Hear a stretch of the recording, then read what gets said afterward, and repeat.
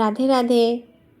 আজকে বৃহস্পতিবার আর সকাল সকাল ঘুম থেকে উঠে পাপানকে সম্পূর্ণভাবে রেডি করিয়ে দিয়ে আমি বসে গেছি নারকেল কোড়াতে।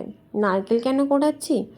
আগের দিন যে মাঘী পূর্ণিমা ছিল ওই দিনকে আমি এনেছিলাম নারকেল, গুড়, খই, নাড়ু বানাবো, খইয়ের মুড়কি বানাবো। সেদিন একটু সময়ের ব্যস্ততার কারণে হয়ে ওঠেনি, তাই আজকে বানিয়ে নিচ্ছি। প্রতিদিন ঠাকুরকে একই রকম কি খাবার দেব, তো সেই জন্য একটু খই মুড়কি এগুলো বানানো থাকলে না মাঝে মাঝে একটু পাল্টে পাল্টে ঠাকুরকে দেওয়া যায়। তো সেই জন্য ভাবলাম আজকে সকালবেলাটা একটু মানে তাড়াতাড়ি ঘুম থেকে উঠে এইসব করতে বসে গেছি। তো আমি তিলের নাড়ু করেছি আর এই যে নারকেল নাড়ুও করছি।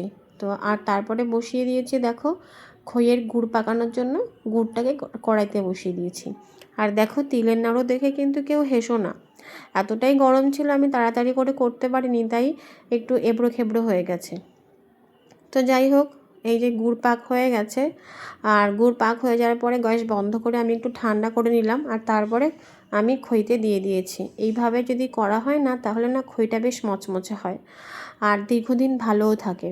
আর পুরো খইটা একসঙ্গে হয়নি, তাই বাকি আবার কড়াইতে একটু গুড় লেগেছিলো, সেটা আবার আমি গ্যাস জ্বালিয়ে গরমে বসিয়ে দিয়েছি।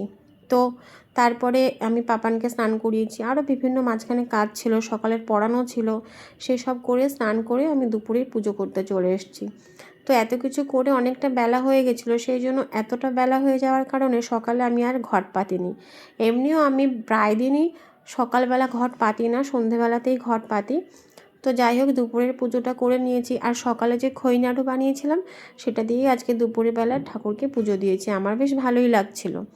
আর মা লক্ষ্মীকে সিঁদুর পরানোর পরে আমিও প্রত্যেক বৃহস্পতিবার একটু সিঁদুর পরে নিই, আমার বেশ ভালোই লাগে। আর দেখো এই যে তিলের নাড়ু, নারকেল নাড়ু, খই দিয়ে সন্ধেবেলা মাকে পুজো দিতে বসেছি।